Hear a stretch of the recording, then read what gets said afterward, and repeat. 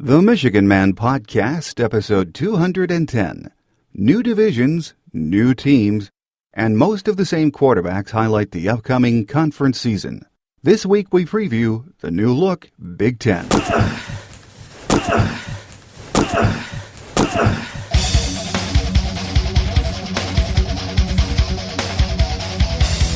This is the Michigan Man Podcast on GBMW Go Blue Michigan Wolverine.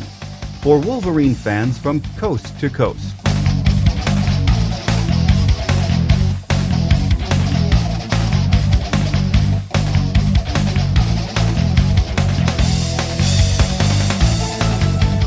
Go Blue and welcome to this week's show. I'm your host, Mike Fitzpatrick. On this week's Michigan Game Day segment, it's time to preview the conference. My guest will be ESPN's Adam Rittenberg from the Big Ten blog. That's coming up in just a minute. First, a look at this week's Wolverine news and notes. On Monday, Coach Hoke said Devin Gardner has done enough to earn the starting nod on August 30th against App State. Brady said Devin has had a great offseason and his leadership skills, mechanics, and decision-making have all improved. He said he deserves to be the starter. Suspended wide receiver Casante York will continue to be a part of Michigan's program. York is currently suspended for an altercation outside an Ann Arbor bar in late July. Hoke said at this point, we are going to let the legal process play itself out before making any further ruling on York's status. Jordan Lewis says he's playing without fear and pushing to become the team's top corner. Lewis had an impressive spring and has now positioned himself to be one of the starting corners. The battles are far from over, though, and Coach Madison says the two players who prove most capable of playing man-to-man press coverage in your face will be the ones on the field first come August 30th. On Monday, the BTN Caravan was at practice, and the crew made some observations about Michigan's offensive line and the musical chairs they were observing in practice, meaning the battle for the top 5 spots still rages. The top line on Monday included freshman Mason Cole and David Dawson at the tackles, Jack Miller at center, with Eric Magnuson and Kyle Bosch at the guards. It sounds like Brady would like to have a starting 5 named in the next week or so, but at least the competition is fierce and the depth much better on the O-line this year. It's a year of change for college football as we know it. Goodbye to the BCS, which no one is complaining about, and hello to the playoffs. Closer to home, we have big changes in store for Big Ten fans, with new divisions and 2 new teams. On today's Michigan Game Day segment, we discuss those changes and much more with Adam Rittenberg from ESPN's Big Ten blog, here on the Michigan Man Podcast on GBMW Go Blue Michigan Wolverine.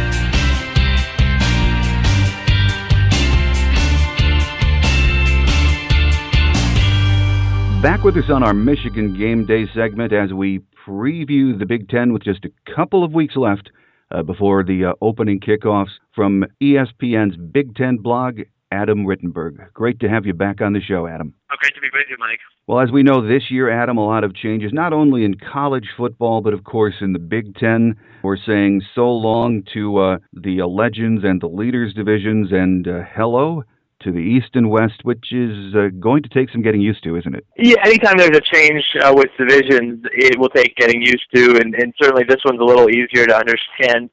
The names are straightforward. The alignment of where the teams are located is pretty obvious because it's based on geography rather than competitive balance. So you can just draw a line right down the middle of the league, which is what the conference did in aligning these divisions. And you have 7 teams in the East and 7 in the West, and there's been a lot of talk, understandably, about whether the divisions will be balanced because you have four traditional powers in the East with Ohio State, Michigan, Penn State, and recently Michigan State.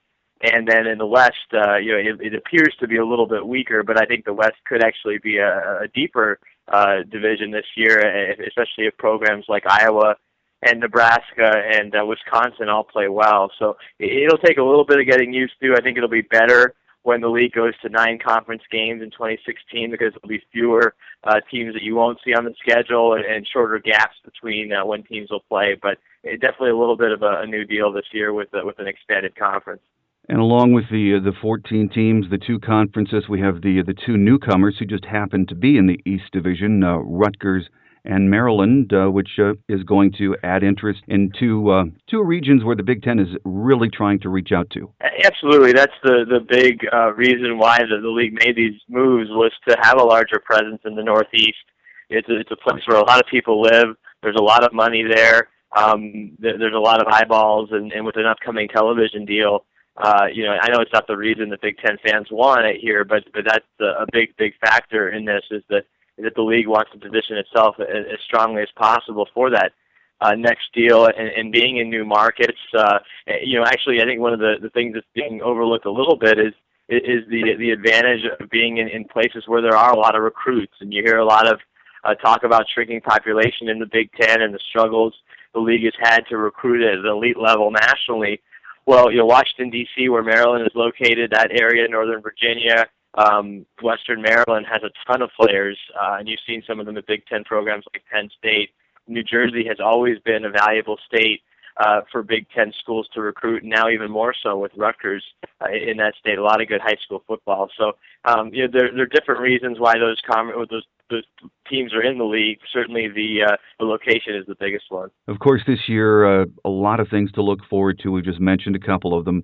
As far as the conference itself, a lot of people are calling this the year of the returning quarterback. All but one Big Ten team returns a quarterback that was full-time or part-time. This is a group of pretty talented guys, isn't it? Yeah, it is. The quarterback position hasn't been a strength in the Big Ten for a while. It's been, kind of well documented that the last first-round draft pick in the conference has been almost 20 years. Kerry Collins out of Penn State at quarterback. So there obviously have been other good quarterbacks, Tom Brady and Drew Brees, Russell Wilson, to name a few. But I think it's important that position takes a step forward, not only this year, but going forward, and that quarterbacks look at the Big Ten as a place to play. And you look at Braxton Miller, who already is one of the more accomplished players in Big Ten history at any position. He's won 7 individual awards, which is the most of any Big Ten player, but still looking for a league title at Ohio State to finish out his career. Connor Cook, I think, ended last year playing as well as anybody in the country. You look at him winning MVP honors in both the Big Ten title game and the Rose Bowl. He's back for his junior year at Michigan State. I think the quarterback with potentially the highest pro ceiling is Christian Hackenberg out of Penn State. Very impressed watching him this spring. He's big. He can make every throw on the field. It'll be interesting to see how he transitions to a new coaching staff there with James Franklin at Penn State. And then you go around the league, and there's some guys, familiar names. Nate Sudfeld, I think, is a guy to watch out for at Indiana. Has the potential to put up big numbers for the Hoosiers. Devin Gardner, familiar name, obviously, for Michigan fans. At Michigan, Mitch Leidner played a little bit at Minnesota. Jake Rudock is entering his second year at Iowa. So, it's not the Pac-12. The Pac-12 has a once-in-a-generation group of quarterbacks coming back this year. But I think the overall talent and experience level in the conference, they're leaving out a couple guys like Trevor Siemian at Northwestern. Wes Lunt is taking over at Illinois, potentially the Oklahoma State transfer. There is a good group, I think, overall in the conference. Well, Adam, overall, it seems to me like the last 20 years or so, the conference has taken a beating after the regular season, after the bowl games, with critics, fans from other conferences saying the Big Ten is just not carrying their weight. It's not that good a conference.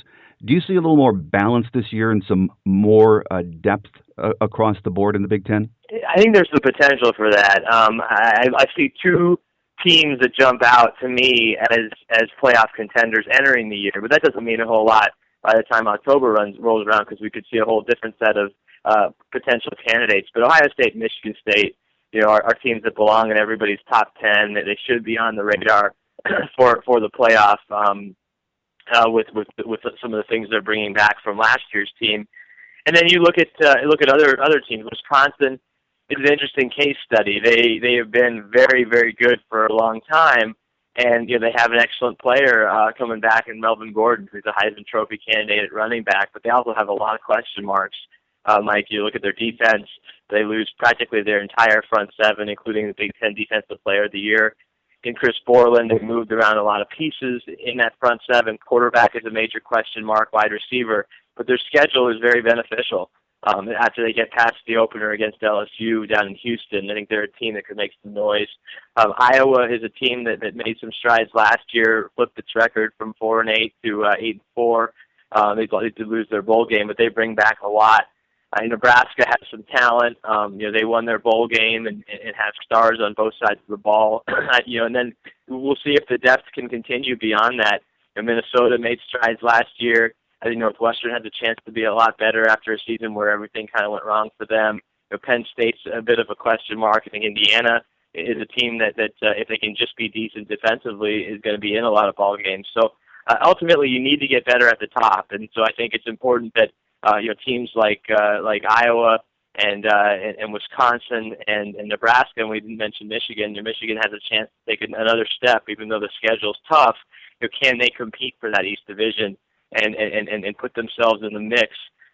Maybe even for a playoff spot, although it would take a lot right now looking at the roster. So ultimately, you need to be better at the top. That's what the SEC has done for years.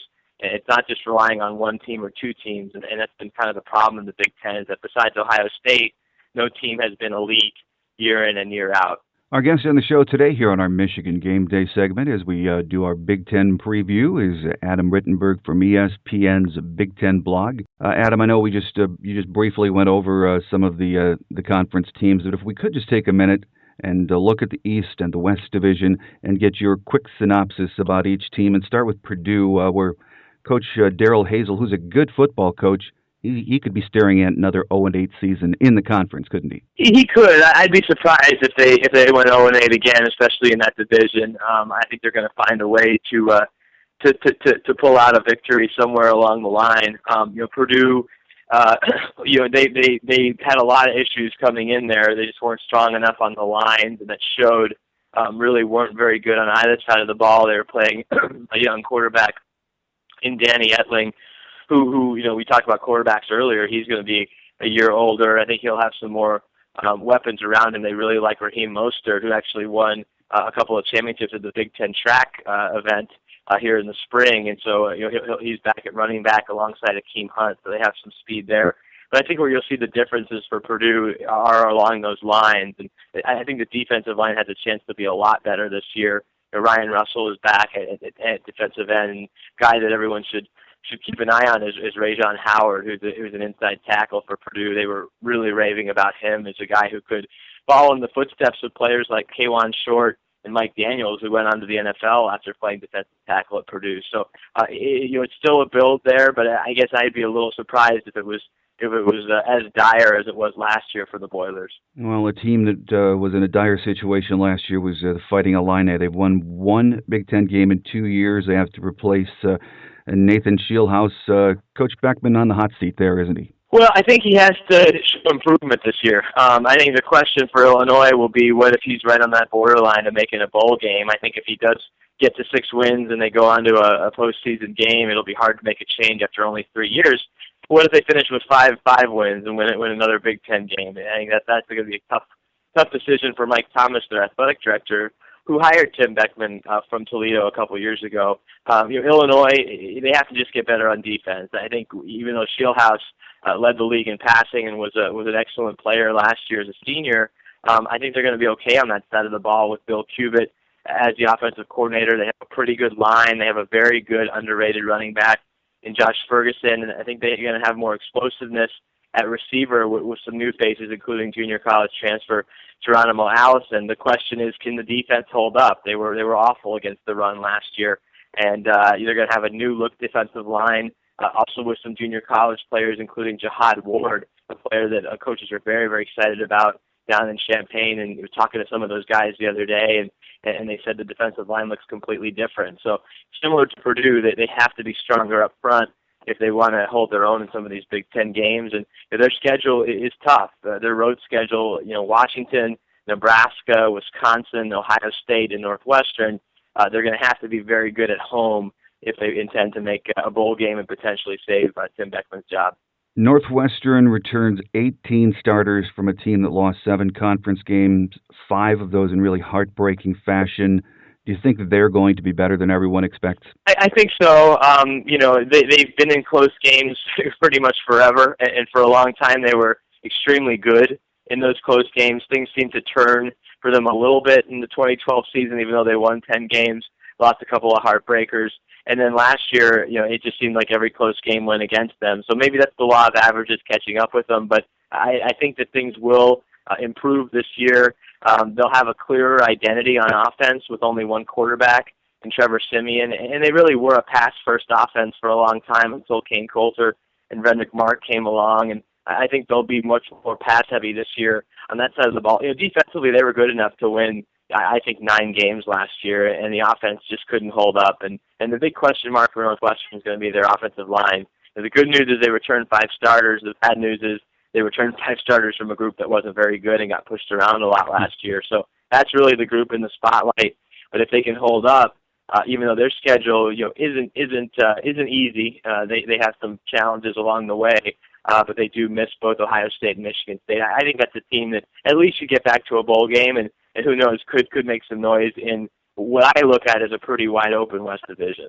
Well, up in Minneapolis, we all know the story of Coach Jerry Killen, what he's gone through the last couple of years, and has done an amazing job. They returned 15 starters from a team that was 8-5, but it's a tough schedule for them to maybe duplicate that this year, isn't it? I think it is. I think this is a case of a team that could be a better team with maybe the same record or maybe a little bit worse record. A lot of teams got favorable crossovers this year, but Minnesota has at Michigan, a team they've really struggled with historically, and then Ohio State at home. So those 2 games are tough. And you look at their last 4 games, they have Iowa, Ohio State, and then at Nebraska, at Wisconsin. So they're going to have to rack up wins early in the year and gain some confidence. I think defensively is where their strength will be. From talking to their defensive coordinator, Tracy Claeys, he said that even though they lost 2 players who were drafted in the first 4 rounds of the NFL draft, he thinks they're going to be better and deeper on that side of the ball.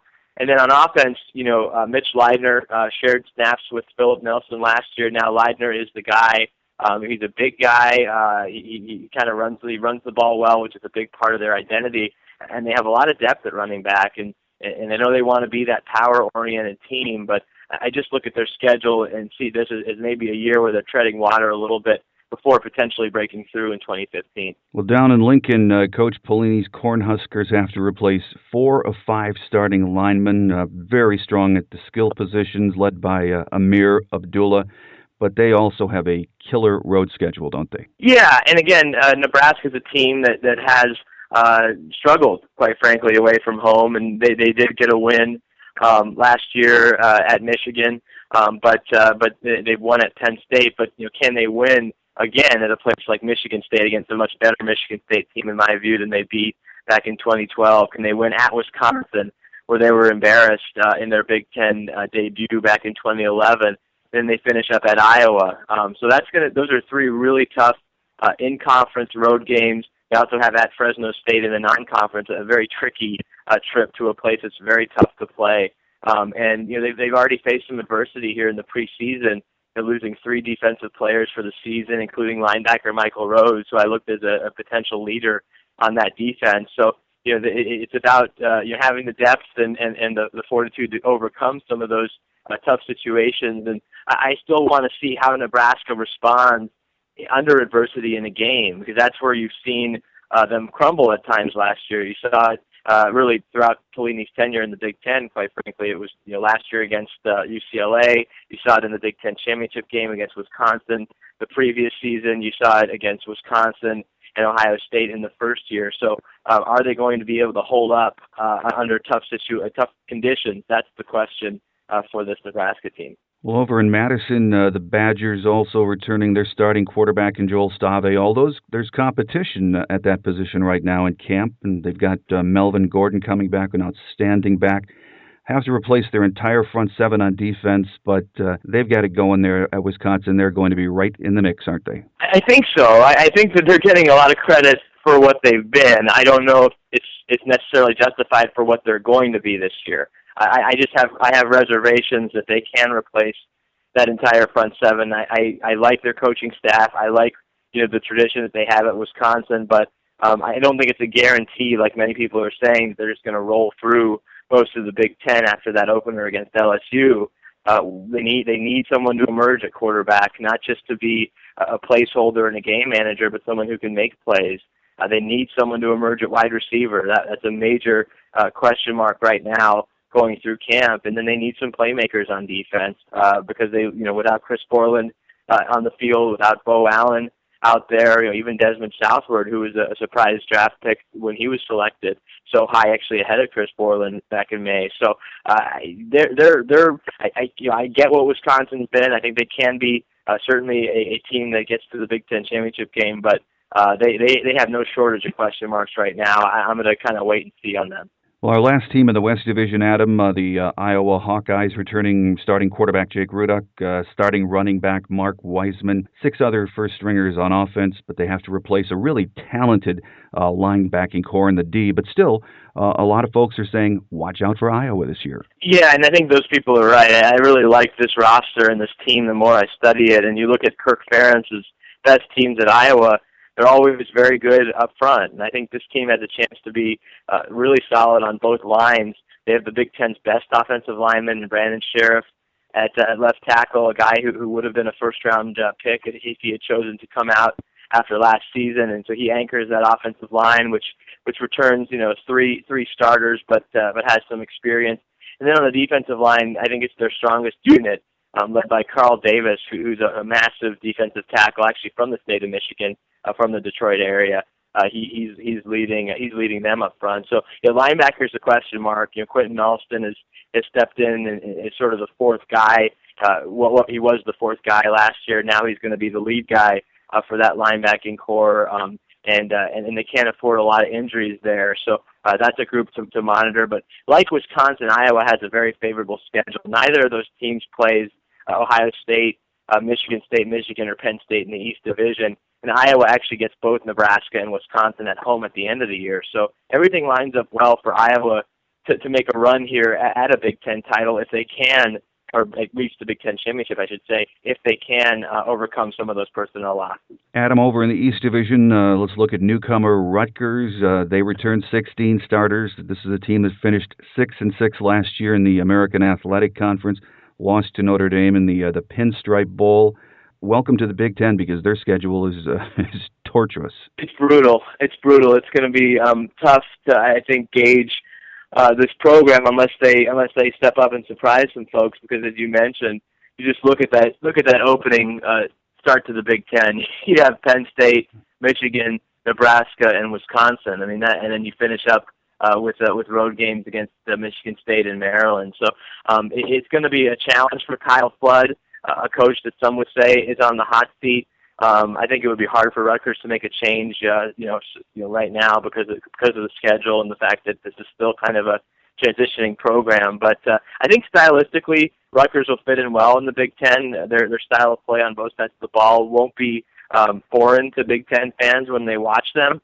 I think the key for Rutgers is going to be their quarterback position, and Gary Nova, who's been around seemingly forever. He recently named the starting quarterback, which wasn't a huge surprise, although he had to earn that job again in the spring and the start of training camp. And I think a key, much like for Michigan with Doug Nussmeier, their new offensive coordinator, seen somewhat as a potential savior for Michigan, Ralph Friedgen, who's a name that most college football fans know well, is the new offensive coordinator at Rutgers, the former Maryland coach and one of the more accomplished offensive coordinators in college football. He takes over, and I think that's going to be a huge factor in determining whether Rutgers can stay afloat this year. Well, you talk about brutal schedules. Our other newcomer to the conference, Maryland, opens at Indiana. Then the schedule goes Ohio State, Iowa, Wisconsin, at Penn State, Michigan State, and Michigan before closing with Rutgers. That is just equally brutal. Yeah, again, that's the deal when you're moving from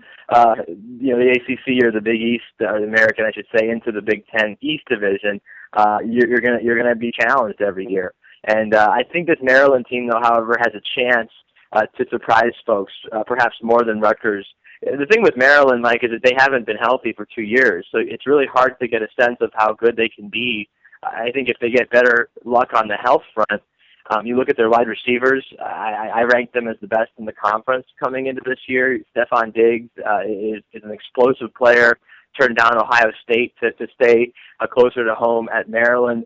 Dion Long is another explosive wide receiver, and they have, they really go 5, 6, 7 deep at that position. They also have an experienced quarterback who I should have mentioned earlier when we were talking quarterbacks, in C.J. Brown, who has been there seemingly forever, has dealt with his own injury issues.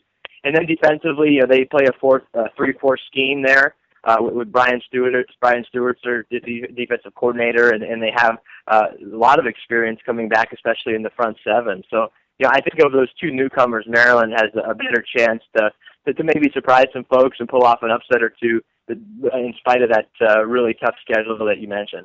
Well, the Indiana Hoosiers next on our list, and we know this Hoosier offense is prolific. They return 11 starters from last year's high-octane offense, but we also know that the key to any improvement for them is on the defensive side, isn't it? Yeah, without a doubt. They don't have to be a top 10 defense. They just have to be better than horrible. And unfortunately, they've had a hard time climbing out of that hole on that side of the ball. Really for the last 15, 20 years. It's been a long-term problem there in Bloomington, and I know they've improved their recruiting efforts. They brought in a new coordinator in Brian Knorr from the ACC, and so that's really the unit that you have to watch out for. I think despite Trey Roberson transferring the quarterback, Nate Sudfeld, I have a lot of confidence in him to put up big numbers. He's a big physical quarterback, kind of like what Kevin Wilson had at Oklahoma at his previous coaching stop. So I think he's going to have a nice year as the sole signal caller. And it's just a question mark, can the defense get just a little bit better? Because Indiana was in games last year, games like Minnesota that could have put them into a bowl game, games like Navy where they just needed one stop and couldn't get one, and they end up going 5-7. Their schedule isn't easy. They have a non-conference road game against Missouri, which won the SEC East Championship last year. They also have Bowling Green on the road, a team that won the MAC last year, even though they went through a coaching change.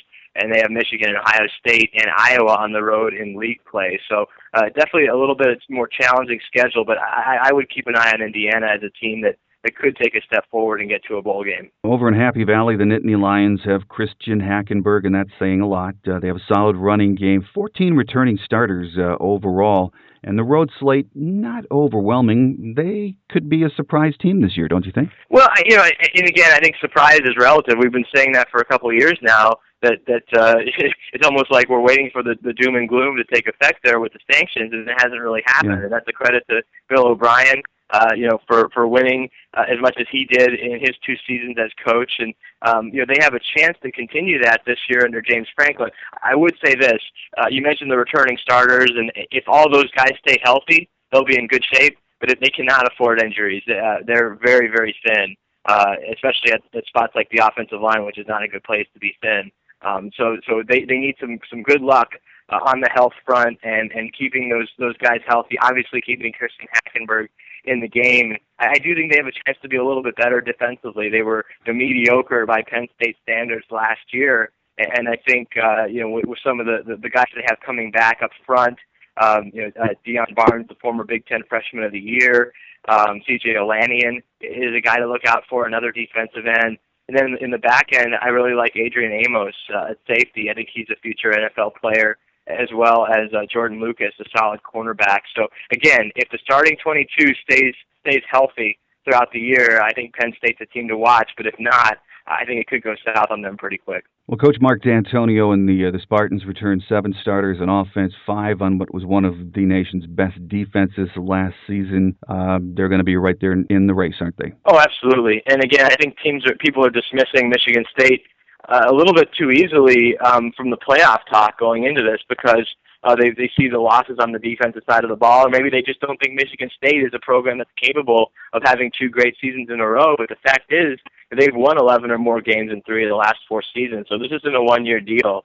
Mark D'Antonio's built a very solid, potentially elite program there in East Lansing. I think, defensively they may not be as strong as they've been the last 3 years when they ranked in the top 6 nationally, but I think offensively they're going to be better. With Connor Cook back, Jeremy Langsford returns at running back. They return all but 1 wide receiver. The offensive line loses a few pieces, but I really like some of the returners they have there, including Jack Conklin at left tackle, who the coaches think can be a potential first-round pick in a few years. So I like Michigan State. Their toughest games also are at home with Nebraska, Michigan, and Ohio State, all at Spartan Stadium, where I believe they're 38-11 under Mark D'Antonio and have had a couple of perfect seasons. Well, Adam, down in Columbus, the Buckeyes have to replace 4 starters on that offensive line, but they have Braxton Miller. They also have 8 starters returning on defense, including most of what is one of the best defensive fronts in college football. You see anyone beating these guys in the Big Ten this year? Oh, I think absolutely. I mean, again, Ohio State wasn't a world beater, even though they've gone 24-0 in regular season Big Ten play. I mean, their backs were against the wall last year on the road against Northwestern. They found a way to win that game. They survived 2 years ago in East Lansing by a point. So it's not like they were destroying people. They had to beat Purdue in overtime a couple of years ago. So I absolutely think that they're beatable, especially if they aren't as strong along the offensive line, and if Braxton Miller gets hurt, and that's a question mark. You never want to see a player get hurt, but the fact is he's had his bumps and bruises throughout his career because of the way he plays. He's coming off of throwing shoulder surgery after the Orange Bowl. He was banged up there. So I think keeping him healthy is paramount because they don't have a lot of depth behind him at quarterback, and then defensively they're going to need that line to be as advertised because in the back 7 there are question marks. You mentioned 8 starters return, but they lose 2 first-round draft picks, one at linebacker in Ryan Shazier, one in the secondary in Bradley Roby. So it's a team that is not, I don't think, perfect right now and unbeatable, but I think a team that probably deserves to be in the top 5 or top 10 nationally, and certainly on the radar for the college football playoff. Well, last but not least, our Michigan Wolverines. Big year for Coach Brady Hoke, now entering his 4th as head coach. Over 60 freshmen and sophomores on this team, and around here people are saying it's time to stop using youth as an excuse, but it is a reality. It's a very young team. Not a lot of folks, analysts around the country seem to be too high on Michigan, but looking at that roster, do you expect that this could be a team that's better than folks think right now? Well, it depends on them shoring up a couple of areas. I think talent-wise, they're not far off from being a team that can challenge Michigan State and Ohio State in the East Division. But the offensive line was so inconsistent last year. When they were bad, they were very bad, and put Devin Gardner in a lot of tough situations. So they're going to need to be much better up front. They're going to need to establish a more consistent running attack, whether that's Davion Smith, who the coaches really like so far in camp, or another back. I think Devin Gardner certainly needs to be more consistent at quarterback and has to have, he doesn't have to be the guy we saw against Ohio State and Indiana every week, but he can't be the guy that we saw against Akron and UConn. So I think steadiness out of the quarterback position is key. And then I just want to see something special out of the defense. I think they've been, okay. For certainly Brady Hoke's first year with Mike Martin and Ryan Van Bergen, they were a little better than okay, but they've been somewhat ordinary in my view the last couple of years. So who's going to step forward and be a star? Is it going to be Jake Ryan, getting a chance to play a full year at linebacker? Is it going to be Frank Clark up front? Is it going to be a guy like Blake Countess in the secondary who had a big year making plays last season? I just want to see something special about that unit because I think they have the talent to do it. But as you know, we talk schedule, and Michigan's schedule isn't easy this year. There are 3 rival games: Michigan State, Ohio State, and Notre Dame, all on the road. And they've been good at home, but they're going to have to be good away from home if they want to contend for a Big Ten title. So, Adam, last question. We know this is a big year for the Big Ten, for college football. The playoff starts this year. Do you think the team that comes out of the Big Ten as the Big Ten champion is going to have a chance to be in those Final Four? I think it would have to likely be an undefeated team. I think the one team in the Big Ten that could afford a loss and probably still get into the playoff is Michigan State because they have a game in Oregon week 2. I think that's a place that if you lose, especially by a reasonable a margin, and then end up running the table the rest of the season, you deserve a strong consideration for the playoff, just like Michigan State would have had a strong consideration last year after losing Notre Dame, but then proceeding to dominate the Big Ten. So I think that's a possibility. Otherwise, I don't know if a Big Ten team can afford a loss and get in. It depends on what happens elsewhere. Ohio State has some decent non-conference opponents. Certainly that game at Michigan State, it looms large, but I have a hard time envisioning a Big Ten team getting in without an undefeated record unless it's Michigan State. Well, our guest on the show today on our Big Ten preview program has been Adam Rittenberg from ESPN's Big Ten blog. As always, Adam, it's a pleasure to have you on the show, and it looks like it's going to be an exciting season for all of us. You bet. Thanks for having me on again. Thanks again to Adam Rittenberg from ESPN's Big Ten blog for being our guest this week. Coming up next, Wolverine Quick Hits as we wrap it up for another week here on the Michigan Man Podcast on GBMW Go Blue, Michigan Wolverine.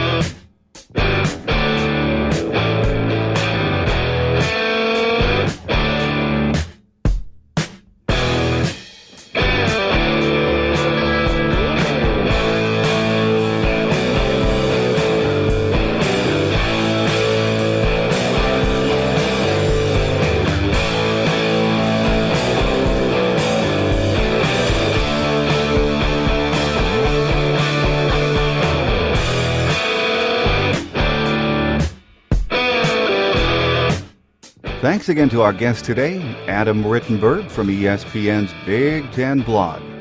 Next week, we get back to previewing Team 135. We hope to have Michigan and NFL great Greg Skrepenick on as our guest with our final preview show before the App State game.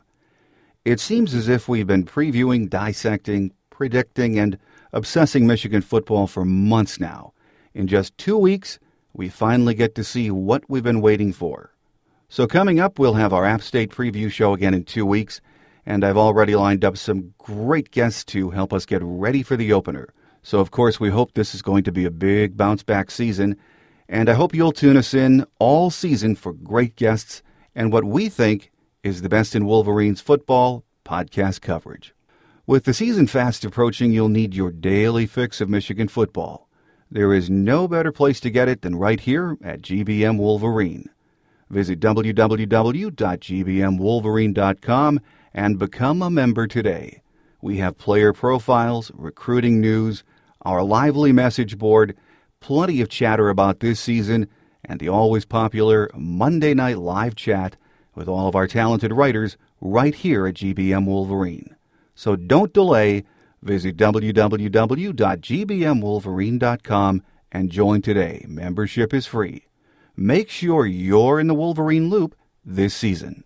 Don't forget our show app is now available from a variety of sources. For Android users, we're in the Market Store at Amazon.com.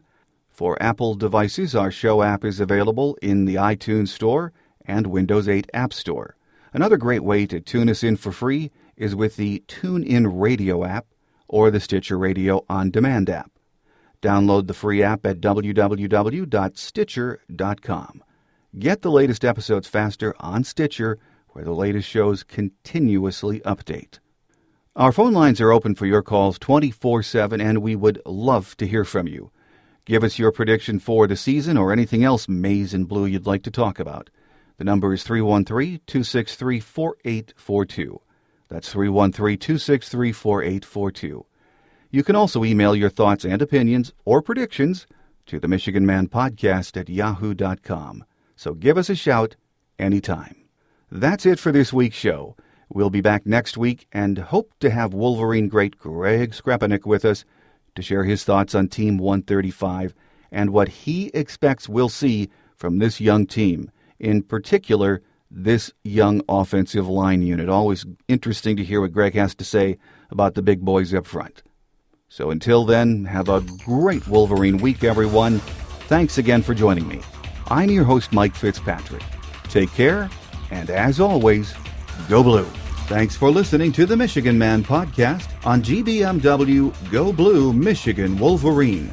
You can find us on the web at www.gbmwolverine.com. That's www.gbmwolverine.com.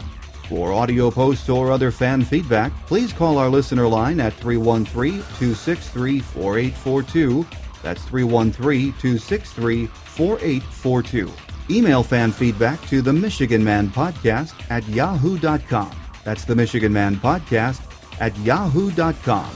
The Michigan Man Podcast on GBMW Go Blue Michigan Wolverine is produced at the studios of Robin Lynn Productions, Allen Park, Michigan.